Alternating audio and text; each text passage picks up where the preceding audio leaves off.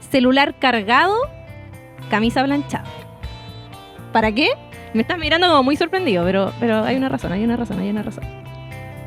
Para presentar este podcast, porque hace tiempo que no hacemos uno. No me maten, por favor. ¿O tienen algo que contar, Gonzalo, Pablo? No, pero me urgí porque me habían dicho lo mismo esta semana sobre otro tema. Ya. A ver, ¿por qué? No, sigue. ¿Tiene algo que contar? Sigue. Sigo. No, o sea, me sorprendí igual con tu miedo a mi introducción, así que me distraje. No, yo quería partir comentando lo básico, así que, o lo más reciente hasta ahora del podcast, que fueron las elecciones. Ustedes las siguieron porque fueron hasta muy tarde. Las elecciones de Estados Unidos. Sí. No, yo desperté con el triunfo. ¿Sabéis que yo tenía una cábala, antes de que empezamos a hablar de lleno, yo tenía una cábala y era que me quedaba siguiendo las elecciones, porque si no me quedaba ganaba Trump. Porque la vez pasada yo me fui a acostar y desperté con ganando Donald Trump. Y la vez pasada eso no. Debe haber sido. Sí, Paren, listo. Gracias, Cata. No, pero paren de hacer los análisis que estaban haciendo, las columnas que estaban escribiendo. Ya se entendió todo. Todos tenemos cábala. ¿Tú no tenías una cábala así de ridícula? O sea, para el fútbol trato de repetir todo. Ya, totalmente razonable entonces. O sea, durante mucho tiempo tuve una camiseta que me quedaba chica, pero que siempre que me la había puesto, ganaba la U, pero me quedaba chica, pues entonces siempre deseaba dejar de ponérmela. Y cuando me la dejé de poner, perdimos. Y ya cagó cábala para siempre. Y la tenía que usar apretada. Es heavy lo que pasó con las cábalas. Bueno, a mí me pasó con Estados Unidos, pero en realidad tampoco tenía tanta afección con Estados Unidos, era solamente como la idea de Trump. Mezclémoslo con lo que pasa ahora, en verdad. Yo les comentaba antes de que empezáramos este podcast que me quedé hasta más o menos tarde porque me dormí. Eso significa que vamos a liberar a nuestros auditores de escuchar análisis. Y de entender las elecciones de Estados Unidos, que son complejísimas. De escuchar análisis de gente que no sabe realmente lo que ocurre en Estados Unidos. Y aparte como que todos los años nos esmeramos en saber cómo funciona el sistema y al menos no sé ustedes, pero a mí ya lo di por perdido. No, yo tengo opiniones, algunas ideas básicas. Creo que es muy difícil ganar elecciones en cualquier país porque planteando solamente que tu opción es la éticamente correcta. Yo creo que la gente tiene derecho a votar por quien cree que le va a mejorar la vida, ¿ya? Y nunca jamás tendrá derecho alguien a despreciar ese voto. Digamos, todos queremos vivir mejor y de eso se debería tratar todo, ¿no? De hecho, si tú crees que tus ideas o tus valores o tus principios, en caso de ganar las elecciones, no le mejoran la vida a la gente, entonces, digamos, tus principios están mal planteados, ¿ya? Y en el caso de Estados Unidos, yo diría que es un poco más complejo porque la capacidad que tiene cierto sector ligado a Trump de manejar las narrativas, de hecho, puede hacerle creer a la gente que tuvieron mejores condiciones de vida durante el gobierno de Trump sin que eso sea demostrable de modo alguno, ¿ya?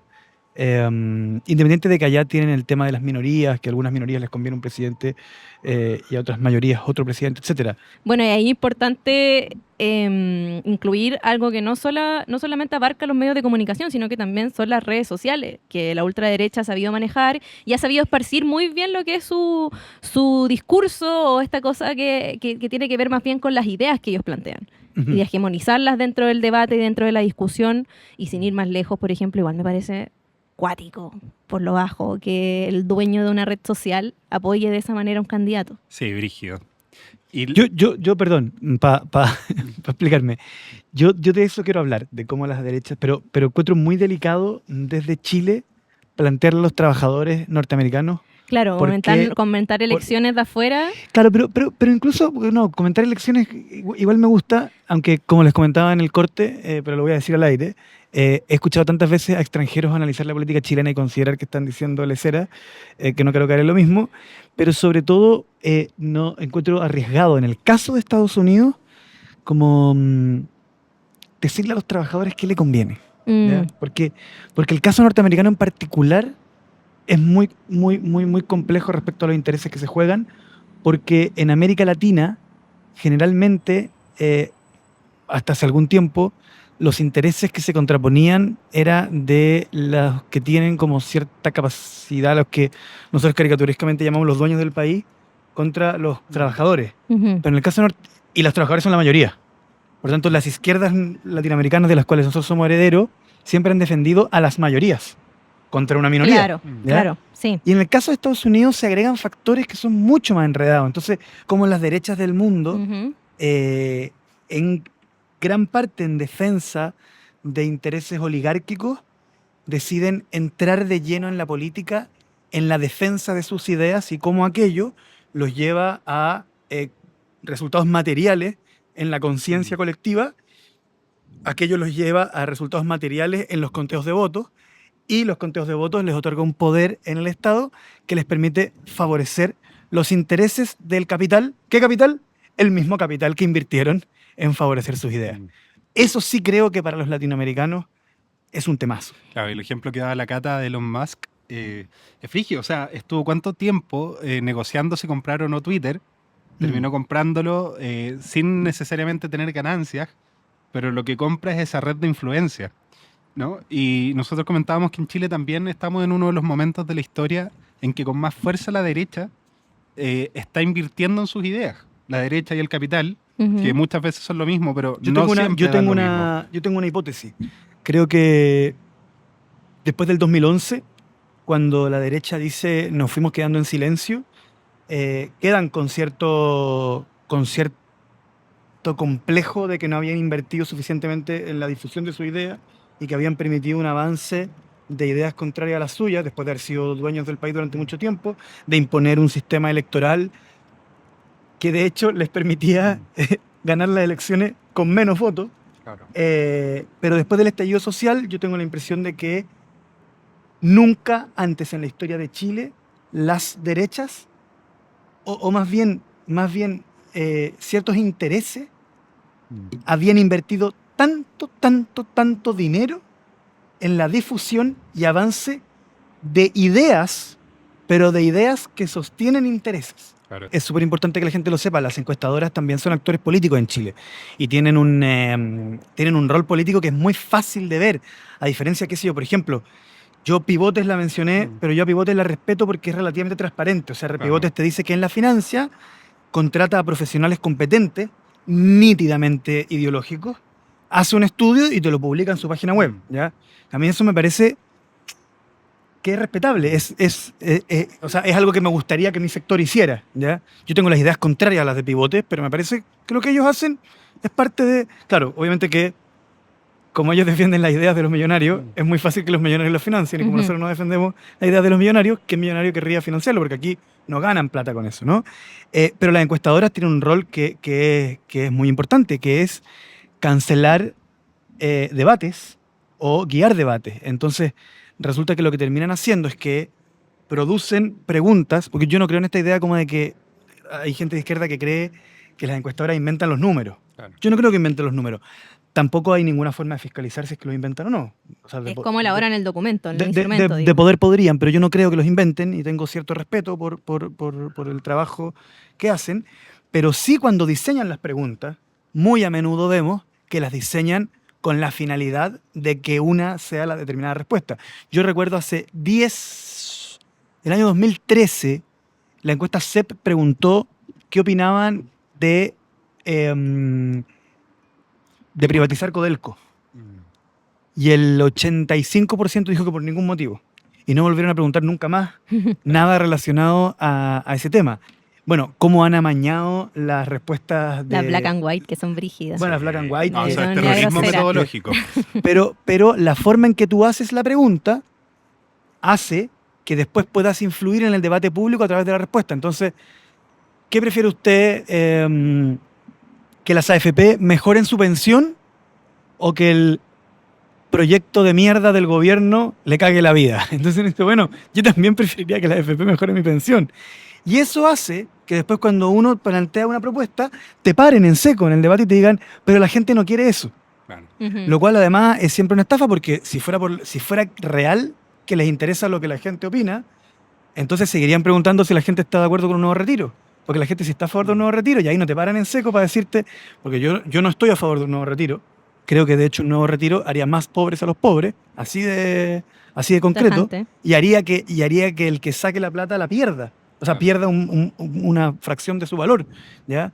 Pero Jamás me paran en seco cuando estoy diciendo eso en ningún medio para decirme, oiga, señor Winter, pero la gente quiere el retiro, po. Así que lo que usted está diciendo es contrario a lo que la gente quiere. Jamás. Claro. Pero cuando planteo mi posición respecto a un fondo solidario que a mi juicio beneficia a los trabajadores chilenos y los hace tener más pensión, entonces me frenan y me dicen, usted no puede argumentar eso, porque ya vimos que Cadem demostró que la gente no quiere eso. Claro. Bueno, tenemos un ejemplo. Tenemos un ejemplo. O sea, varios ejemplos. Por ejemplo... Varios ejemplos, por ejemplo. Valga la redundancia, perdón. Que todos los domingos la noticia sea qué porcentaje de aprobación tiene el presidente Ujú. Boric. Y eso marca las noticias del día siguiente y las noticias de la noche. Pero muy pocas veces se pregunta qué aprobación tiene la oposición. Y hay encuestadoras Claro. que en algún momento lo han hecho. Y si el presidente Boric suele rodear el 30% de aprobación, la oposición anda por el 9-10%. Claro. Entonces vimos esta semana que alguien muestra que le hacen una encuesta desde Cadem. Le dicen, pregunta 4, ¿quién cree usted que es responsable de la forma en cómo el gobierno ha gestionado la crisis a raíz del caso Monsalve? Selecciona una de las opciones. Opción 1, el presidente Boric. Opción 2, la ministra Carolina Toá. 3, no sabe, no responde. Básicamente, nadie más puede tener la culpa salvo o el presidente Boric No, pero o además Carolina Toá. en la pregunta ya está que lo manejaron mal y ya está vincular Claro, al está que haciendo la aseveración de inmediato. al de los dos que gane. Mira, muéstralo a la cámara, pero igual vamos a tratar de Mira, hacer esfuerzos de postproducción El de los dos de que incluir la gane imagen. queda vinculado al caso Monsalve. Ujú. Claro. Entonces yo le quiero transmitir a quienes ven esto, la encuestadora también está dando batalla de ideas. Llámele usted discusión ideológica, batalla de ideas, guerra cultural, me da lo mismo, ¿ya? Hay distintas definiciones, o batalla política, francamente, pero la encuestadora es un actor político, tiene intereses. Tiene intereses en que el resultado de esa encuesta sea uno que permita incidir en el debate político. Y esa incidencia en el debate político tiene un interés material. ¿Interés material de quién? De quien financió la encuesta. Lo mismo pasa con los medios de comunicación, lo mismo pasa con estos centros de estudio, etcétera. Bueno, en el caso de Libertad y Desarrollo, muy conocido porque no sabemos quién lo financia. Claro. Entonces, no crean, no hay actores políticos neutros, o al menos hay muy pocos. Y muchas veces puede ser legítimo. No es que hagamos como una lista de esto esté No, prohibido. es legítimo. Lo que es una estupidez de nuestra parte es comprarnos que esa batalla no se está dando, po. Y que seríamos nosotros los que intentan como generarla. De hecho, lo Ujú. vimos, y perdón que nos retrotraigamos a otro capítulo de nuestro podcast en donde ya lo vimos, pero cuando yo dije que creía que nuestra coalición y a veces nuestro gobierno estaba renunciando a dar una discusión a dar una discusión de ideas en donde persuadiera a la sociedad de por qué creemos que le resulta conveniente aquello que estamos empujando, con su adyacente discusión de ideas, de principios, de valores, ¿cierto? Pero que es una discusión material, y me salió a responder, o sea, gente de la misma coalición de gobierno, como no se puede dar disputas de ideas mientras estás gobernando. Después me salió a decir otra persona, y nosotros le respondemos con claridad, es que no se puede no dar debate de ideas cuando estás gobernando. Porque si tú crees que tus ideas son mejores para la vida de la gente, si no persuades a la sociedad de tus ideas, entonces esas ideas no las puedes implementar. Simplemente. ¿Ya? Después salieron otros a decirnos, la discusión de ideas no le cambia la vida a la gente. Y tuvimos que salir a responderle, oiga, pero señor, ¿cómo no le va a cambiar? O sea, ¿alguna vez alguien discutió sobre abolir la esclavitud? Y eso terminó en que no hubiera esclavos. ¿Cómo no le va a cambiar la vida a un esclavo la abolición de la esclavitud? Usted verá si la cambia para bien o para mal. Pero ¿cómo no le va a cambiar la vida? O sea, el voto femenino no cambia la vida. O sea, cuando se discutió en Chile, que fue una discusión ardua, álgida, con libros publicados, con columnas de opinión, con editoriales de diario, la discusión sobre que el Estado pusiera el dinero para que todos los niños de Chile pudieran ir a una escuela donde alguien les enseña a leer y a escribir. Había gente que estaba en contra de eso, pero enconadamente en contra. Y hubo quienes dieron ese debate. Y había quienes decían, no se puede tener una democracia si los ciudadanos no saben leer y escribir. O al menos no puede tenerse una democracia sana. Y el resultado fue que años después de aquello, efectivamente, los sindicatos empezaron a dar discusión de ideas. Y cuando los sindicatos sabían leer y escribir y podían organizarse y podían comprender proyectos de ley, dieron debate y empezaron a crearse los derechos de los trabajadores. Y hoy día tenemos horario laboral, tenemos sueldo mínimo, tenemos derecho a la silla, porque se dieron debates de ideas, pero que en el fondo, señores, no son debates de ideas, son las ideas que sustentan intereses. El trabajador que está parado tiene interés en que haya una silla. Y el que no quiere pagar la silla tiene interés en no pagar la silla. Ahí el debate de ideas sí le cambia la vida a la gente. Bueno, y ahora a raíz de las elecciones muchas personas han planteado la contradicción.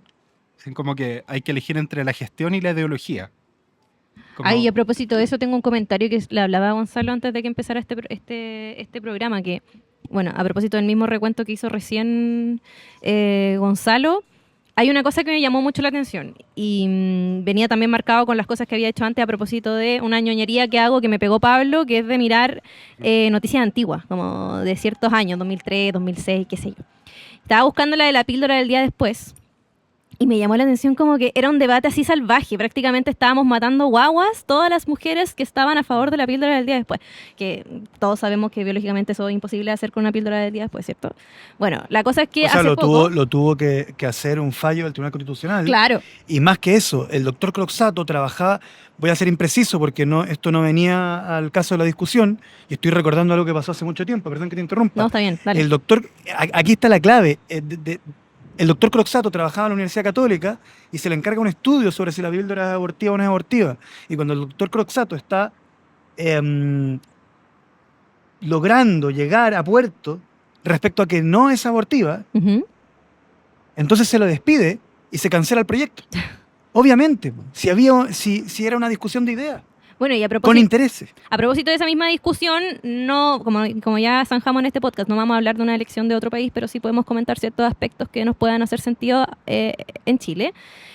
Salió un spot que no sé si lo pudieron ver, circuló por todo Twitter, por Instagram también lo vi, que mostraban como a un tipo que se le rompía el condón y lo que hacía era como, ok, voy a tomar una píldora el día después. Y cuando va a buscar la píldora, le toma la mano un senador republicano y le dice, no, sí. no se puede porque ahora yo soy senador, somos mayoría en el Congreso y por lo tanto vamos a prohibir esta píldora del día después. Y el spot fue muy viral, llamó mucho la atención y ahí va muy conectado con el debate de ideas porque ya está instalado de que la píldora del día después es algo que tiene que existir y es algo que la gente puede acceder libremente. Entonces, si no se da ese debate, si no hubiesen existido esas marchas o esos cateteos de feministas o de distintos grupos, probablemente que la hayan prohibido habría dado lo mismo. Me interesa mucho hablar de las municipales con ustedes a propósito de lo mismo que estabais diciendo, pues de la planificación urbana. Porque ahí estamos marcando todo lo que tiene que ver con gestión y lo que es llevar una idea o tener una idea como horizonte para poder trabajar. Y ahí a mí me gustaría, no sé ustedes, tomar el caso, por ejemplo, de lo que es Estación Central, que yo creo que es el ejemplo más burdo de cómo, más grosero en realidad, de cómo una administración hecha por la derecha terminó por destruir una comuna o por básicamente dejarla sin la posibilidad de un buen vivir. Y ahí es muy importante, por ejemplo, el trabajo que se está haciendo por evitar este avance de los famosos guetos verticales. ¿Gonzalo? Bueno, el concepto de guetos verticales es un concepto acuñado por una persona que está en la palestra hoy día, que es Claudio Rego, literalmente. Muy poca gente lo sabe, pero el concepto de guetos verticales es un concepto súper popular en Chile. O sea, popular en el sentido de que mucha gente lo ocupa para referirse a los edificios hiperdensos, que es el nombre más correcto y menos peyorativo, si querí. Pero lo creó Claudio Rego para decir, miren, estamos avanzando hacia un lugar que no es el que quisiéramos. Y hay personas que de manera muy interesadamente fueron a dar la batalla de la idea, de manera súper interesada, y dijeron, ¿sabe qué? Como hay gente que vive en los guetos verticales, significa que los guetos verticales le solucionaron a alguien el problema vital, que era el problema de tener dónde vivir. Y nosotros decimos, bueno, sí, pero si aplicamos esa tesis, bueno, la toma de terreno y el campamento también claro. le significaron a alguien la solución de dónde vivir, pero nosotros como Estado y como sociedad tenemos que hacer una pregunta, bueno, pero ¿es ese el tipo de soluciones que estamos buscando? Y la respuesta a mi juicio es que no, porque implican una forma de vivir que a mi juicio, es una mala forma de vivir. Que te soluciona el problema de quedar demasiado lejos de tu trabajo, que era el tema que iba a tratar cuando la Cata me frenó en seco. Pero Perdón. eso es porque justamente quienes están a favor de los guetos verticales están en contra de la planificación urbana y de que sea la planificación la que distribuya los empleos. Pero finalmente van generando problemas de salud, porque el ruido que hay es tremendo, porque los bomberos no pueden pasar, porque las cañerías no dan, porque los departamentos son tan chicos que no puede haber vida en común y la gente requiere hacer vida en común, vida en sociedad, y esa vida en sociedad se hace en las calles y por lo tanto termina afectando la vialidad porque las calles están repletas de personas, porque un niño del camino al colegio a la vuelta nunca le llega sol en la cara, porque nunca ve el cielo, y eso se puede hacer de una manera distinta. No es que no se pueda, eso es mentira. ¿Por qué entonces uno dice, por qué existen? ¿Por qué? ¿Porque a la gente le gusta vivir ahí? Lo que pasa es que los dueños de los departamentos de los guetos verticales no son las personas que viven ahí.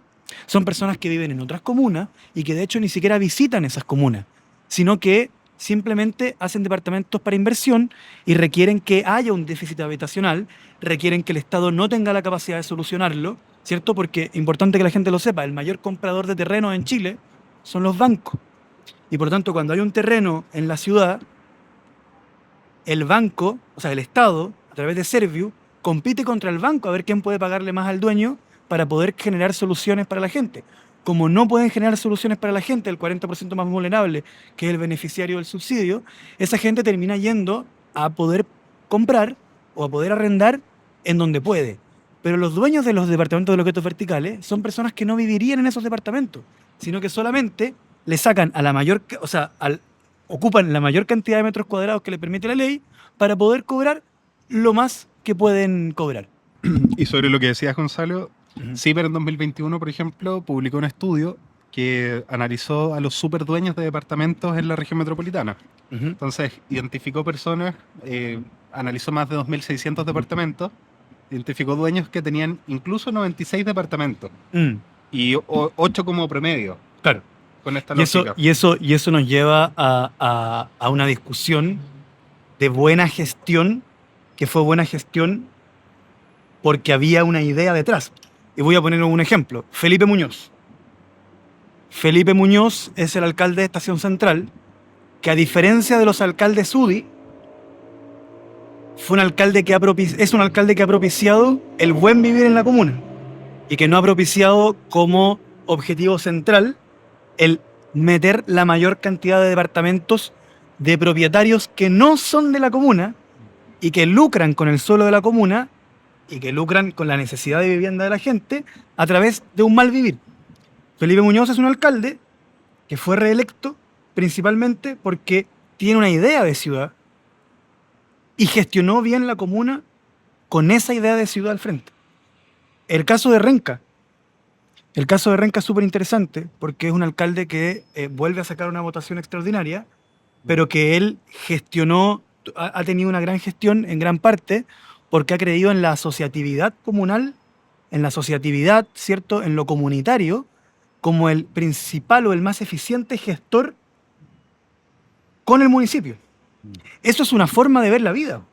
Esa es una forma de ver el mundo y es una forma de ver el mundo que, gestionado a través del municipio, le ha mejorado la vida a los vecinos. ¿O no? Claro, y aparte de esto de la buena gestión, mala gestión, le falta una segunda parte. Como, ¿para quién? Claro, gestionar O qué. sea, buena gestión para la Cámara Chilena de Construcción, buena gestión para los vecinos y las vecinas. Y ahí es donde, a través de sus institutos y sus encuestadoras, van declarando cuál es la buena y la mala gestión. Pero aquí yo creo que lo relevante es que cuando nos dicen que la izquierda debe dejar como las discusiones de ideas, ¿cierto?, y centrarse en la buena gestión, yo digo, a ver, paremos un poquitito. Primero, la primera invitación a los progresismos y a la izquierda a dejar de recibir consejos de quienes te quieren derrotar, ¿ya? O sea, eso es lo más absurdo que puedes hacer y evidentemente te va a ir muy mal si tú tomas los consejos de quien quiere que te vaya mal, ¿ya? Lo segundo, ¿quién dice que no nos metamos en la discusión de ideas, que no demos batallas ideológicas, etcétera, sino que solo nos concentremos en la buena gestión? Nos lo dicen las personas que financian pivotes. los que financian la Universidad San Sebastián, los que de hecho han impulsado durante años que el Estado financie a la Universidad San Sebastián de la misma forma en que financia las estatales, y quienes se han opuesto a cualquier tipo de fiscalización de la forma en que ocupan su dinero, por ejemplo, haciendo financiamiento ilegal de la política, como fue descubierto en el caso Cubillo. Son los que financian Antena Lab, son los que financian el Mercurio, perdiendo plata muchas veces, son los que financian Libertad y Desarrollo, que no sabemos quiénes son, pero podemos intuirlo por el resultado de sus investigaciones. Son los que financian el Instituto Libertad, son la asociación de AFP, son Con Mi Plata No, que dice exactamente lo mismo que la asociación de AFP. Es la Cámara Chilena de la Construcción, es el Instituto de Estudios de la Sociedad, que hace buenos trabajos, pero profunda y radicalmente ideológicos y con intereses prácticamente iguales a los que acabo de mencionar. Es la Fundación Nuevas Voces, que se declara como una fundación dedicada a la batalla cultural. O sea, nuevamente. Es el Political Network of Values, cuyo presidente es José Antonio Kast. Es horizontal, es ideas republicanas, es idea país, es Fundación Avanza Chile. Ellos nos dicen, oigan, señores de izquierda, no asistan a la batalla de ideas, ustedes preocúpense de la gestión. Entonces lo que yo les quiero decir es que lo que en realidad están proponiendo cuando dicen eso es que nosotros no asistamos a esa batalla para que ellos asistan solos y para que la ganen. No porque crean tanto en sus ideas, no porque crean que sus ideas son mejores para la gente, sino porque esas ideas se sustentan en la defensa de intereses. Lo que quieren es silenciar ciertos debates porque saben que no les convienen. Debates que cuando han sido puestos sobre la mesa, hay determinados intereses que han sido puestos en jaque.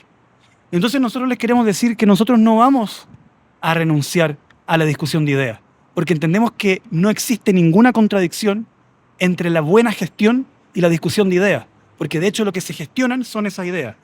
Nosotros no vamos a dejar de mencionar que entendemos que cierto sector del país no tiene interés en la mejora de la salud pública, porque finalmente saben que si hay un pueblo que está arrancando de las deficiencias de la salud pública, eso es lo que enriquece a los dueños de la salud privada. Sabemos que hay gente como el presidente de Argentina o el nuevo presidente de Estados Unidos que dicen que el cambio climático no existe. Y sabemos que esa también es una discusión de clase, porque sabemos que quienes tienen el dinero para paliar los efectos del cambio climático son algunos, una minoría, y que van a dejar atrás a todo el resto.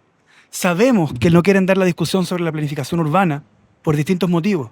El primero es que no les importa realmente que la gente viva a 4 horas de su trabajo.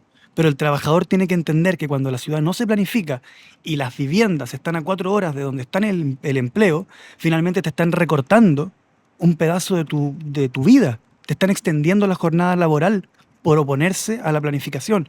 Y además hay un estudio de CIPER que demostró de manera bastante clara que según el ingreso, también está establecido la cantidad de tiempo que te demoras a tu trabajo.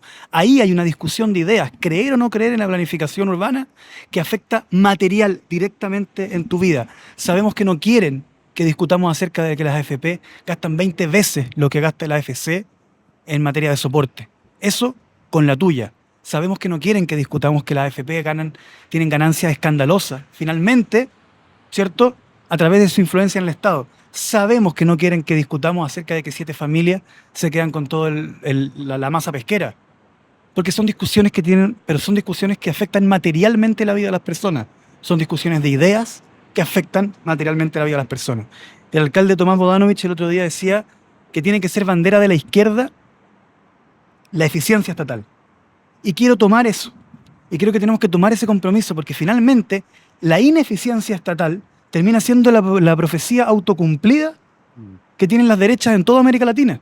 Las derechas toman la conducción del Estado, no hacen nada para que sea eficiente, se oponen a que sea eficiente y finalmente dicen, no, el Estado no debe soñar, el Estado no debe planificar porque el Estado es ineficiente, cuando ellos mismos lo vuelven ineficiente. ¿Y qué termina pasando?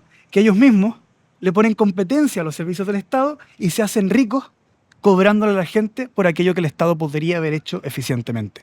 Por lo tanto, es una batalla de ideas que dan, como todas las anteriores, tremendamente interesados.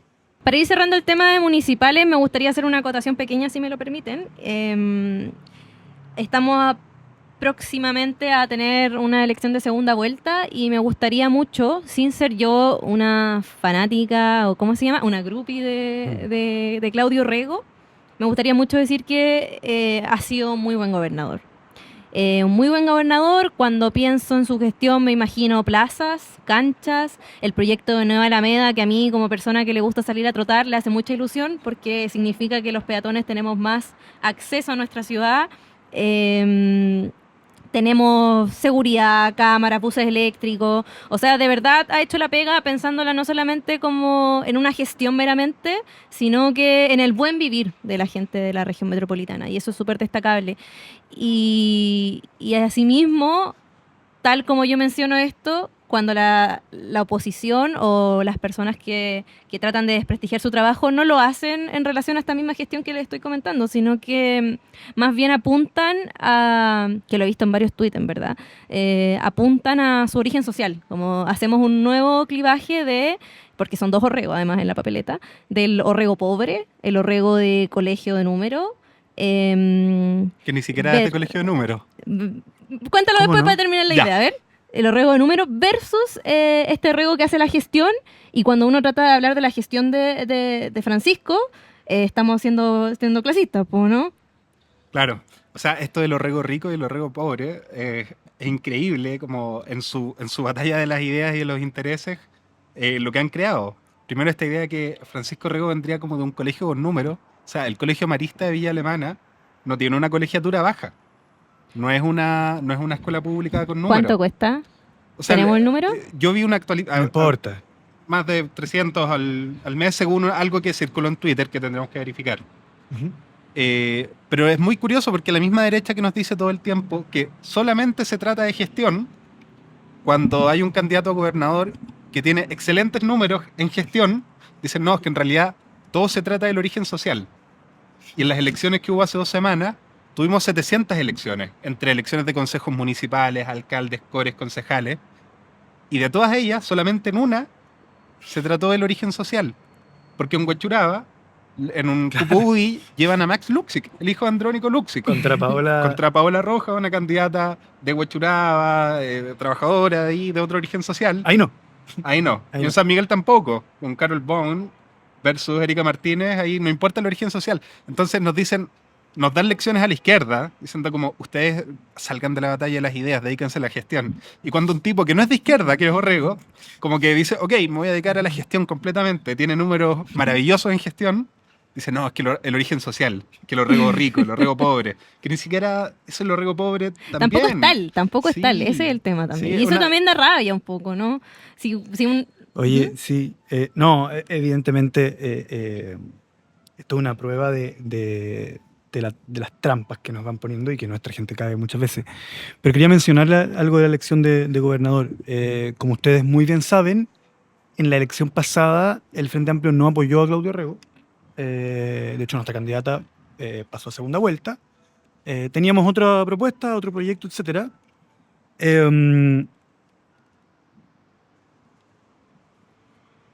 Evidentemente nosotros estábamos tirando candidatos de izquierda en todos lados. Claudio Rego no es una persona de izquierda. Pero efectivamente sabía ser gobernador. Y les voy a además contar algo. Yo fui a ver a Claudio Rego cuando recién salí diputado. Antes de asumir, me conseguí una reunión con él. Y en una hora hablamos de migración, seguridad, balaceras, narcotráfico, planificación, crisis de vivienda, sequía. Y algo que me llamó mucho la atención es que él tenía una posición muy marcada y muy práctica sobre cada uno de los temas porque conocía los debates. Evidentemente era una persona que estaba hiper preparada para ese cargo y creo que eso fue lo que influyó en que cuando asumió como gobernador, dos cosas. Primero, o sea, el proyecto Nueva Alameda, la forma en que gestionó los recursos para nuevas canchas, para iluminación, entendió que el Estado le faltaba musculatura en materia de seguridad y no fue al tema de las penas, etcétera, sino que fue a la dotación, ¿cierto? Con comisarías, con automóviles, etcétera, porque él tenía una experiencia previa. Porque él tenía una experiencia previa, porque él conocía el Estado y porque eso le permitió hacer que los recursos se pongan a disposición de un determinado conjunto de ideas. Bueno, también en materia de sequía, de crisis hídrica, ¿cierto? En materia de buses eléctricos, porque tiene una noción de cambio climático bien clara y bien concreta que se opone a la del Partido Republicano, por ejemplo, y de Chile Vamos no sabemos, porque Chile Vamos respecto al cambio climático siempre es de una ambigüedad brutal. Pero además, creo que hay otro aspecto que es bastante relevante. Claudio Rego llega al Consejo Regional con alcaldes de distintas sensibilidades políticas. Le tocó estar con gobierno de derecha y con gobierno de izquierda, y le tocó tener consejeros regionales de republicanos, de la UDI, del Frente Amplio, del Partido Comunista, y lo que tenía que hacer era organizar todo eso para que los proyectos salgan, para que los buses en verdad lleven gente, para que las luces se prendan y iluminen. Y eso requiere gestión política. Y todo eso lo hizo. Y la experiencia previa en gestión hizo que funcionara. Y funcionó. Entonces yo por eso creo que en esta ocasión poner los intereses de la gente y del buen vivir en la ciudad por delante es apoyarlo. Ujú. Porque efectivamente sabe hacer el empleo para el cual está postulando y lo ha demostrado. Claro. Porque en el cargo de gobernador es probablemente el cargo de elección popular que más se trata de gestión. Claro, O sea, claro. todas sus funciones Y de son gestión política, exclusivamente gestión y gestión política. Pero no puedo aceptar que una persona que apoyó a Max Luksic sin ser Max Luksic de tu partido, sin tener una historia política ni una historia en gestión, el mismo día que apoyas a Max Luksic, me dices que no puedes apoyar a Claudio Rego porque no te gusta su origen social. O sea, lo que yo debo desprender de aquello es que tu asistencia a este debate es estrictamente deshonesta. Bueno, no me queda claro por quién votamos. No, mentira. Oye, voy a cambiar radicalmente de tema porque tengo la idea de una sección, así que voy a anticipar de que probablemente se transforme en una sesión habitual, ¿cómo se llama esto? Un apartado habitual de este podcast. Podríamos ponerle nombre, pero yo siempre te leo tweets.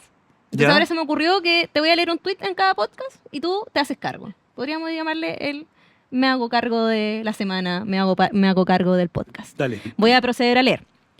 Te menciono quién lo dice o quién no, solamente me pareció interesante discutir. Dale. Ok, leo. Los grandes responsables de la polarización en Chile son los cabros del Frente Amplio. Ellos quisieron refundar un país y borrar del mapa nuestras instituciones. Eso demandaba enfrentarlo con valentía y sin medias tintas. No, ¿quién lo dijo? Eduardo Cretón. Ex constituyente UDI. A ver, léemelo de nuevo. Voy de nuevo. Procedo a leer. Los grandes responsables de la polarización en Chile son los cabros del Frente Amplio. Ellos quisieron refundar un país y borrar del mapa nuestras instituciones. Eso demandaba enfrentarlo con valentía y sin medias tintas. A ver, me parece un escándalo de la deshonestidad de este tuit, en primer lugar porque él milita en la UDI. La UDI, todos sabemos que es un partido fundación durante la dictadura, el partido más proclive a la dictadura y un partido defensor del pinochetismo, de eso se trata la UDI, y quizá el partido más profundamente neoliberal. ¿Por qué es un escándalo este tuit? Porque no hay partido más refundacional que la UDI. Recordemos que ellos, a través de un golpe de Estado, donde no bombardean la sede del Partido Comunista, no bombardean los cordones industriales en Cerrillo o en La Legua, sino que bombardean el Palacio de la Moneda y no restablecen la democracia en ningún término que ya llevaba 150 años de funcionamiento, sino que de hecho cierran el Congreso Nacional que llevaba 150 años de funcionamiento, ininterrumpido inclusive con la guerra civil de por medio, sino que lo cierran durante 17 años, echándose al pecho toda una tradición institucional. Pero además deciden por la fuerza dar por cancelada nuestra Constitución, que de hecho era heredera, la Constitución del 25, de la Constitución de 1833, que a su vez respeta cierta tradición constitucional de los años previos a la independencia, y crean una nueva Constitución que no tiene ninguna relación con lo que existía en Chile. Pero además crean un sistema de pensiones, las AFP, ustedes las conocen, que no tiene ninguna relación con el incipiente sistema de seguridad pública que tenía Chile antes. Privatizan las empresas del Estado, para ser más precisos, se las roban, cargándose una cierta tradición industrial que había surgido durante el siglo XX chileno. Crean un plan laboral que se echa al pecho la tradición riquísima del sindicalismo chileno, teniendo un plan profundamente antisindical y antitrabajadores, y crean la ISAPRE, también echándose al pecho toda la incipiente sistema de salud pública surgido en el siglo XX en Chile. Por lo tanto, no hay y todo eso además lo amarran a través de una constitución que de hecho hace cosas tan insólitas como darle escaños reservados a los comandantes en jefe del ejército y cosas así, con un sistema electoral que no era el que tradicionalmente teníamos, sino que un sistema electoral que no es que sea una idea distinta, era un sistema electoral tramposo hecho para que ellos pudieran tener poder sin ganar las elecciones, lo cual evidentemente los convierte en el partido más refundacional de Chile. Pero además, si hablamos de polarización y de refundación, ellos son los que han llevado a la dinamitación del debate político en Chile, generando estos personajes imitadores de Milei y de Trump, que son básicamente máquinas de escupir garabatos e insultos, haciendo imposible la posibilidad de discutir idea alguna. Y además, y esto lo digo, siempre me retan cuando hago este matiz, pero no me importa, lo digo con respeto a los cientos de militantes honestos que debe tener la UDI, pero no hay partido que tenga mayor tradición en la corrupción en la historia de Chile que la UDI. No hay partido que tenga más alcaldes imputados y condenados por casos de corrupción. Y además no hay partido en donde lleguen más arriba los personajes relacionados con la corrupción, como es el caso de Andrés Chadwick, que sabemos que es el vínculo entre los clientes de Hermosilla y las instituciones del Estado y, ¿cierto?, el sistema judicial. Recordemos también que tienen condenado al subsecretario Wagner por trabajar para Penta a través del Estado. Tienen condenado tuvieron imputado a Iván Moreira por ser sobornado por SQM para generarles una invariabilidad tributaria. A Jovino Novoa por Caso Penta. por el caso Penta. Entonces, por favor, un poco de, ¿cómo decirlo? Un poco Un poco de pudor. Un poco de claro. pudor. Un Sí. poco de pudor, claro. Y te hiciste cargo. Así que veamos cómo sigue esta nueva sección del podcast. Oigan, voy a seguir con otra sección también porque tenía muchas dinámicas pendientes a propósito de nuestra actividad recurrente en redes sociales. Y abrí una caja de preguntas. ¿La viste tú, Gonzalo, cierto? No. Ah, ya, entonces vamos a tener reacción en vivo. Qué Ah, ya, entretenido. dale. No, o sea, mira, hay una pregunta que quiero partir, pero es para distender nomás. Dale. Preguntan cómo está Manuelito. Ah, bueno, para los que no lo saben, voy a ser papá como en un mes y medio. Mi hijo está muy bien. Está gordito. Esa fue la Oy. última información que recibí. Le mando Se un mueren saludo. las imágenes, se mueren las Le mando un imágenes. saludo muy especial a la madre de mi hijo, que la amo mucho. Bueno, ¿estáis nervioso todo esto? Sí, Ay, me cambiaste el modo, pero... sí, y me encantaría verlo porque no lo veo, pero el cambio de la carita, como del enojo a esa sonrisita de No, padre, muy lindo. condición de muy, padre. Muy lindo hacerse la idea de cuidar, ¿no? Tenemos que interrumpir porque cáchense que nos pusimos a hablar de Manuelito y aquí la sonrisa y la como jijiji que bacán nos distrajeron un poco. Así que voy a retomar ahora las respuestas del Instagram. Ay, mira, antes de pasar a lo más denso, lo que tenga A lo que ver Musk. a lo Musk. Max. A lo A lo Musk. A lo Musk. A lo más denso, hay harta pregunta que se repite y que se ha repetido a lo largo de toda esta dinámica que hacemos siempre en redes sociales de hablar con los usuarios y con la gente que nos escribe diariamente, y es el interés sobre ciertos proyectos de ley que tú estás Ok. impulsando. Así que De sería eso bueno, quiero pero hablar. espérame, sería bueno Perdón, Feluca. que vayamos de... Sí, Feluca nos reta cuando hablamos o muy cerca del micrófono o golpeteamos las cosas, así que rétenos también porque probablemente ustedes escuchan ese golpeteo. Por favor. Ya. Yo creo que sería bueno que además de hacernos cargo de los proyectos que nos han comentado, podríamos ir hablando un poco Ok. del resto, porque así aprovechamos de comentarle a la ciudadanía que hay otros proyectos en trámite que les Ok. puede hacer ¿Cuál han Eh, preguntado? gusto. Le pueden ser de gusto. Yo sé cuál es el que... ¿Cuál es? A ver, adivinanza. ¿Cuál es el proyecto de ley más preguntado en la caja de preguntas? Están haciendo spam en la casilla. Me están haciendo spam anti-spam. Ya, contémosle a la gente en qué está Ya, spam, a cómo ver, nace. no voy a- Porque es una pregunta que no le hemos Mira, dado yo tanta creo que me he respuesta. hecho cargo de este tema 1000 veces, pero lo voy a hacer de manera rápida. Hoy en día hay una tremenda injusticia que son las llamadas spam, como ustedes saben. Hoy día además hay unos software que permiten, no sé si dije bien la palabra. Software. Eso.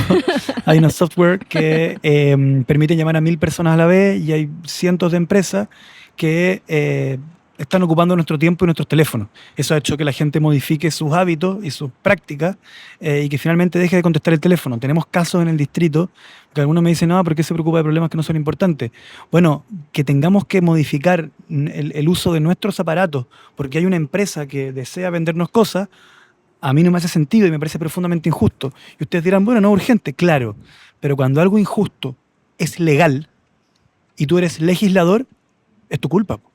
Entonces yo me veo en la obligación de tener que hacer una ley que corrija esta injusticia. Pero además, no es tan menor el tema. Sépanme aceptar esta explicación. Porque tenemos casos en el distrito de gente que ha perdido trabajos porque dejó de contestar pensando que era la 15ª vez que lo llamaban para venderle algo. Tenemos el caso de una persona que perdió una operación porque dejó de contestar. Lo habían llamado 17 veces en un día mientras esperaba un llamado del servicio de salud para decirle que tenía hora para la operación y perdió la operación, ¿ya? Entonces, nosotros estamos planteando algo muy obvio. Mi teléfono es mi teléfono. No tienes derecho a llamarme si yo no te lo he dado. De hecho, si alguien te vendió mi teléfono dentro de una base de datos, tengo derecho a exigir que me digáis quién te vendió mi teléfono, ¿ya? Ahora, ¿en qué estamos? Luego de mucho tiempo se puso en tabla en la Comisión de Economía de la Cámara de Diputados. Pasó a la sala de la Cámara de Diputados. Se votó favorablemente en la Cámara de Diputados. Aplauso. No saben lo que fue eso. Menos el Partido Republicano que Menos votó el en Partido contra. Republicano que increíblemente votó en contra. Es que ¿Por qué están en contra de esto? Dijeron que esto perjudicaba a las pymes. ¿Conocen una pyme con call center? A mí me llama WOM. No, puede ser Claro. que alguna pyme tenga call center, pero igual es mi teléfono, ¿ya? La cosa, amigos y amigas, es que ahora necesito que pongan atención. Esto ahora pasó al Senado. Anoten, pasó al Senado. En el Senado se aloja en la Comisión de Economía, la misma que lo vio en la Cámara de Diputados. ¿De quién depende que esto quede en tabla? El presidente. De dos entes. Uno, el gobierno, que le ponga la urgencia correspondiente. Por lo tanto, ahí dejen de escribirme a mí y escriban a personeros de gobierno, por ejemplo, Álvaro Elizalde, que le ponga urgencia. O al mismo presidente Boric, si quieren. O a quien quieran del gobierno. Y el segundo ente que puede colocarlo en tabla es el presidente de la Comisión de Economía. ¿Quién es el presidente de la Comisión de Economía? Un senador de la región metropolitana. Senador de la región metropolitana, Rojo Edwards. Pero, porque yo sé que son muy... la gente que escucha esto, mi sueño es que esto lo escuche un público diverso, ¿no? Pero yo sé que no es el caso. Rojo Edwards no tiene la culpa en esta ocasión. Por lo tanto, yo los invito a que le escriban a Rojo Edwards, pero que le escriban respetuosamente, porque él no ha hecho nada malo en esta historia, ¿ya? Él solamente es el presidente de la Comisión de Economía, le llegó este proyecto y al mismo tiempo le llegaron otros proyectos del gobierno, como el que cambia el sistema de permisos, probablemente le lleguen otros, pero él tiene la posibilidad de decir, sabe que como este proyecto es cortito, porque básicamente el proyecto es muy cortito, dice, no se puede hacer llamada spam. Es un poco más complejo que eso, pero no es más de una página. No es más de una página, chiquillo, ¿ya? Él puede decir, por ejemplo, este proyecto que es importante lo vemos durante 2 horas, pero durante los primeros 15 minutos vamos a ver este que tiene una página. Entonces yo les quiero sugerir a todos ustedes que le escriban a Rojo Edwards de manera respetuosa, porque él no ha hecho nada malo en esta historia, pero haciéndole ver que ustedes creen que este tema sí es importante. Porque hoy día, posiblemente, si es que a él no le han ido con la problemática como me han venido conmigo, él crea que este es un problema de Gonzalo Vinter. Entonces, los que crean que es un problema un poco más complejo que eso, les pido que se lo hagan saber de manera respetuosa. No sé si me entendieron la parte que es de manera respetuosa. El Instagram de Rojo Edwards va a terminar como el de vocalista de Maroon 5, con recetas de cazuela, de sopaipilla. Ya, pero en serio, de manera respetuosa. Que es una forma respetuosa, igual le mandáis unas recetitas. No, porque no, eso no es respetuoso. O cuando Donald Trump, cuando Felipe Cabeza. Abello le dijo que se pití. Que a ese suena... No. Pero es que me están echando a perder lo que estoy tratando de decirle a la gente. Porque No, le digo a la no, gente, no. le digo a la gente que le escriba a Rojo Edwards de manera respetuosa y ustedes plantean forma póngale respetuosa. recetas. No, escríbanle a Rojo Edwards, estimado senador, este tema sí es importante, por favor pónganlo en tabla. ¿Ya? ¿Qué otro han preguntado? Eso. Este lo quiero instalar yo, pero porque me gusta mucho hablar del tema. Porque es fascinante igual, a propósito de las municipales. Requisas. Ah, ya. ¿De dónde nace, Gonzalo? Ya. Este es un proyecto que le ha costado avanzar a pesar de lo bueno que es. A ver, nosotros tenemos en varios barrios, especialmente de la ciudad de Santiago, y le pido disculpas a los que son de regiones, pero yo como diputado de un determinado distrito he vivido este problema en mi distrito, que tiene que ver con que, a ver, el delito, el crimen en Chile ha tenido una mutación súper importante. Hoy día ya no es el lanzazo, sino que el narcotráfico, el crimen organizado se han establecido. ¿Cuál es el problema? Que muchas veces hay sitios que están abandonados o casas que están abandonadas en donde la gente sabe que allí se vende droga o que ocurren otro tipo de delitos, incivilidades, y la gente se lo hace ver a los alcaldes, ¿cierto? Que es lo más cercano que tienen, o nos lo hace ver a los diputados. Y a veces te dicen, mire, pero si yo sé cuál casa es. ¿Cuál es el problema? El alcalde y las policías no pueden desalojarlo si es que hay delito flagrante, pueden hacerlo. Pero si no hay delito flagrante, necesitan que el dueño pida el desalojo. Muchas veces hay terrenos en la región metropolitana que son, ponte tú, de una empresa. Y esa empresa lo tiene botado. Lo vimos una vez en Estación Central, una empresa un terreno que está botado hace 20 años gigante, que da pajaritos, ¿no? Muchas veces esperando que suba el precio, no que el esperando Estado que suba construya el un precio, metro al lado, exactamente. valía. Y otras veces hay casas también en barrios antiguos. Por ejemplo, lo vemos mucho en Brasil, en Yungay, en el barrio Panamá, etc. Y también se ve en Estación Central, se ve en Quinta Normal, que no están en mi distrito, pero los diputados de los distritos y los alcaldes me lo han hecho ver. Que, por ejemplo, se murió el dueño y el dueño tiene 40 nietos que están en trámite de la herencia, etcétera, que no viven en Chile y que es un enredo y que no pueden contactar al dueño. En segundo lugar, pasa que aún a veces, habiendo flagrancia, la policía desaloja un terreno o desaloja una casa y al día siguiente se la vuelven a tomar. Claro. Y hoy día existe una ley que permite que permite declarar abandonado ya sea un sitio o una casa, pero la ley lo único que te permite es hacer un cierre perimetral, que es básicamente poner como un plastiquito que dice cerrado. Y multar al dueño. ¿Qué propone nuestro proyecto de ley? Que a través de la declaración de abandono, que ya existe en nuestra legislación desde el gobierno del presidente Lago, el municipio pueda subrogar al dueño en la petición de desalojo.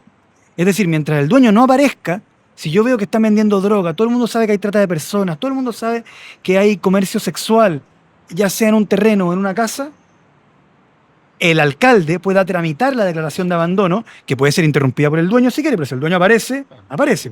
Pero si el dueño no aparece, se declara el abandono, y una vez que ocurre eso, el municipio puede solicitar el desalojo o puede llamar a la policía como si fuera el dueño para que desalojen. Y lo segundo que permite es que si hay desalojo y al otro día se lo vuelven a tomar, sea justamente el municipio el que lo pueda ocupar al otro día. Entonces, ¿qué pasa? En un terreno que está abandonado, el municipio puede poner una feria libre. O el municipio puede poner una cancha de fútbol. Obviamente que ahí hay una discusión acerca de los gastos en que incurre el municipio, qué pasa cuando el dueño lo pide de vuelta. Claro. Obviamente que el dueño puede pedirlo de vuelta porque es suyo, es su propiedad. Pero lo que esto va a permitir es que casas o sitios donde hoy día hay delincuencia, sea la comunidad organizada la que finalmente lo ocupe para cosas buenas. Puedes poner un puesto de vigilancia de los inspectores municipales. Puedes inclusive entregárselo a Carabineros, para que Carabineros pueda poner también algún puesto de vigilancia. Puede haber un centro de control de cámaras. Puede haber lo que sea, pero que no sea violencia, que no sean incivilidades, que no sea crimen. Antes de seguir con otro proyecto que sí te han preguntado y que sería bueno que lo pudiésemos abordar en este podcast, una cosita chiquitita sobre llamada spam. Sí. Que también tiene dos ramas. No es el mismo proyecto, pero tenemos dos proyectos relacionados a lo que tiene que ver con llamadas o quizás también a estas cosas más con bots, digamos. Sí. Automatizadas. Ahí está el concepto que tenía pendiente. Por un lado tenemos un proyecto de ley para evitar estas llamadas y mensajes que recibimos siempre cuando hay candidatura y que hemos recibido ahora con creces a propósito de las elecciones que hemos tenido este periodo. Esto es súper corto porque quiero pasar a otro proyecto. Respecto de llamadas spam me han dicho, y la de los candidatos políticos, también tenemos presentado un proyecto de ley para eliminarlas simplemente. Nosotros somos partidarios de que los políticos no podamos ocupar tu teléfono ni para WhatsApp, ni para mensajes de texto, ni para llamadas. Dale. Y otra cosa que yo sí celebro que existan los call centers con energía es lo de los servicios, porque Muy uno de importante, repente... porque ustedes podrán decir, el diputado Winter es anti-call center. Reubiquémoslo. Se estarían equivocando, porque tenemos otro proyecto de ley al cual personalmente le tengo mucha estima, que tiene que ver con obligar a ciertos servicios a tener algún porcentaje de atención humana. Esto por dos motivos distintos. El primero es que la digitalización y la vida por Internet ha ocurrido y ha cambiado nuestras vidas de manera muy rápida. Y hay mucha gente, en particular adultos mayores, que hoy día no tuvieron la posibilidad de subirse y muchas veces resolver cuestiones a través del celular, muchas veces es muy complejo cuando no eres un nativo digital y muchas veces requieren que sus hijos los asistan o sus nietos o un vecino que es más ducho, y eso les quita una autonomía que a mí me parece sumamente injusto porque son personas que están muchas veces muy bien de la cabeza y que estaban en perfectas condiciones de poder hacer sus cuentas, sus trámites, ¿cierto? Poder ir a pagar una cuenta, saber qué micro tomar, saber dónde hacer la combinación en el metro, pero saber hacer todo eso no implica saber resolver a través de un celular conversando con un bot que no existe. Además, los problemas que se van suscitando en estos servicios. Entonces, este proyecto de ley obliga ¿a qué servicio? Los esenciales, banco, aeropuerto, aerolíneas. Ya, es que hay Bueno, un punto. aeropuerto también. No está solamente pensado para adultos mayores este proyecto de ley, sino que también está pensado para situaciones que son urgentes. Por ejemplo, llevo 2 días con la luz cortada.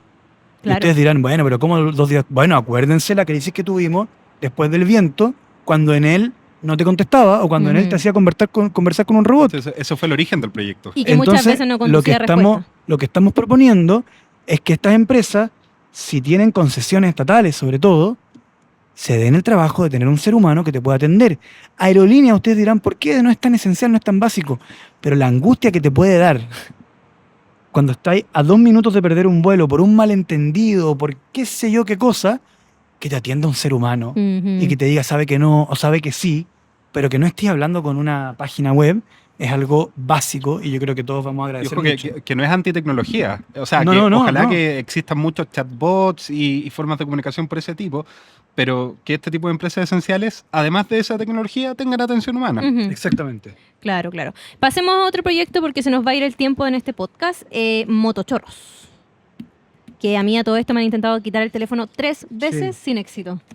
Oye, este es un proyecto bien importante y que tiene que ver con, no sé si queréis explicar tú la parte legislativa, pero dentro de nuestro distrito nos llega mucho un problema que es muy real, que se está dando, que hay mucho robo de personas en delivery que andan con las mochilas de las aplicaciones de reparto, le hace Rappi, Uber Eats y otras. Que simulan ser delivery. Nosotros creemos que simulan ser delivery y ahí te surgen 2 preguntas. Po. Si la mochila se está usando para perderse en el mar de delivery y ser inidentificable, ¿ya? Simulando ser un delivery, o si efectivamente, eventualmente, hay personas que hacen las 2 cosas. Claro. ¿Y qué es lo que proponemos? Claro, la lectura que hacemos es que frente a esta desregulación del mercado se ha aumentado mucho la delincuencia. Entonces proponemos que las empresas tengan que crear un registro obligatorio nacional de quiénes son sus conductores o repartidores de delivery, que estén obligados a tenerlos enrolados y así se pueda fiscalizar. Entonces cualquier policía, nosotros proponíamos también que inspectores municipales puedan, si ven a una persona vestida como de delivery, consultarle si están en el registro o no. Entonces, si no están en el registro, es una forma de combatir a estas personas que se disfrazan de delivery, que son gente que está trabajando, para robarle a otras personas. Entonces, Así es. tenemos la creencia de Le que... llamamos ley anti-motochorros, Sí, para porque que también nos ayuden a promoverla. combatir la informalidad que puede combatir el delito. Así es. Y además evitarnos estas cosas que... Pero además hay algo muy básico, le estamos pidiendo a las empresas de delivery que tengan una lista de quienes trabajan con ellos y que Carabineros de Chile y la PDI pueda tener acceso a esa lista. Y que evitemos el mal ¿No? uso de esas mochilas y, Y no que nos evitemos, confundamos. y que evitemos el mal uso y que también evitemos el llamado ¿cierto? Bueno, dale. Ya, sigamos. Voy a cerrar con uno más, porque hay muchos proyectos que tenemos en mente, pero me Ok. gustaría tomar este último. ¿Cuál? Que es que nos ha llegado a propósito de las mismas redes sociales y nació desde testimonios que nos llegaron a nuestro Instagram, que llegaron al correo, que llegaron desde Facebook, que son este proyecto de ley para prohibir o evitar que surjan estas aplicaciones de fraude o Sí. extorsivas de préstamo. ¿Quién quiere contar primero el proyecto? Yo cuento el problema. Ya, cuenta el problema y Pablo cuenta el proyecto. Ya. Bueno, amigos y amigas, nos ha llegado mucho, de manera bien lamentable, el tema de estas aplicaciones que te prestan plata. El drama es que son unas aplicaciones que la gente se baja, en donde son prestamistas, extorsivos, obviamente, usureros. Un modo chorro. No lo sabemos. Extorsivos, muchas veces usureros, que efectivamente te prestan plata, pero hacen dos cosas más. Una, que a través de la tecnología que ellos manejan, acceden a los datos personales de tu celular. Entonces tú le decís, préstame 100 lucas, te deposita las 100 lucas al tiro, pero luego de eso te roba tus datos personales. Ujú. ¿En qué se relaciona esto con la extorsión? Con que al día siguiente llega a tu casa alguien y te dice, oye, ¿sabéis que las 100 lucas o el millón de pesos que te presté, porque de hecho prestan cifras así, Ujú. me las tenés que pagar al tiro? Y si no, te mato. Y nos han llegado casos de esas características. El problema es que como además estas tecnologías les permite meterse a tu celular, automáticamente el tipo que extorsiona, que te amenaza de muerte, tiene el teléfono de tu familia, de tus hijos, tiene tus fotos íntimas, puede a través de los WhatsApp saber a qué colegio o a qué jardín infantil asisten tus hijos. Entonces sabemos que hay gente que esto les ha destruido la vida, porque pidieron una cierta cantidad de plata, qué sé yo, pidieron 500 lucas, y terminan ante el pavor de que una persona... terminan además hablándole a los jefes, hablándole a la familia, hablándole a la mamá, mandándole sus fotos, etcétera, pero además terminan con fotos de los hijos, con la dirección del colegio de los hijos, con la Ujú. dirección de la persona, etcétera. Y de hecho, en el mundo hemos sabido de muchos casos de personas que se terminaron suicidando a raíz de estas aplicaciones. También en Chile. Acá en Chile el también. sí, han perdón. sucedido casos. Claro, cerca de María Pinto, una mujer no soportó la extorsión. Le decían que le iban a matar, que le iban a hacer cosas a sus hijos y se suicidó. Entonces, claro, en este proyecto lo que pensábamos era, si una persona, si un grupo de mafiosos quisiera poner un aviso publicitario en el diario, generando como, llame a este número, le presto dinero, la gente llamara y después de eso se generara la extorsión, el diario tendría alguna responsabilidad en haber permitido eso. Claro. O en un aviso en la carretera. O si en un mall, un strip center, alguien pone como un aviso de préstamos y después son personas que están Claro. extorsionando, ese centro comercial tiene alguna responsabilidad. Lo que hace este proyecto de ley es decir que estas aplicaciones están alojadas en Google. en software de multinacionales. En Apple Store, Apple Store o Google, y Google Play. Play. Entonces, ¿por qué Apple Store, la App Store y Google Play permiten que delincuentes que quieren extorsionar personas que han generado olas de suicidios en el mundo Y además lucran con esto, vendan? porque ellos reciben Claro. una ganancia por Alojar esa- invitarte a su Ujú. tienda y ponerte en contacto con un tipo que te amenaza con matar a tus hijos. Claro, O sea, algún tipo de responsabilidad tienen que tener, po. Ujú. porque no es que las personas que descargaron esas aplicaciones se metieran a páginas dudosas o entraran a la deep web.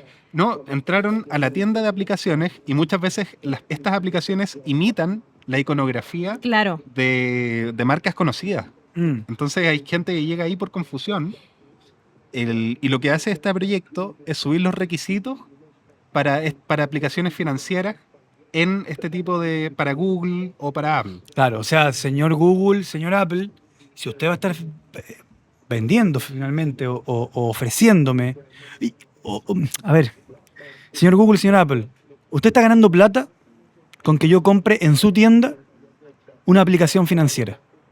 Usted tiene que filtrarlas. Ujú. Usted tiene que analizar si es en realidad un sicario, si es un asesino, si es un extorsionador usurero o si es una cuestión que cumple con ciertos requisitos legales, porque lo de tener ciertos requisitos para la finanza no es algo que inventamos nosotros, si los servicios financieros están regulados en todos los países del mundo, ¿ya?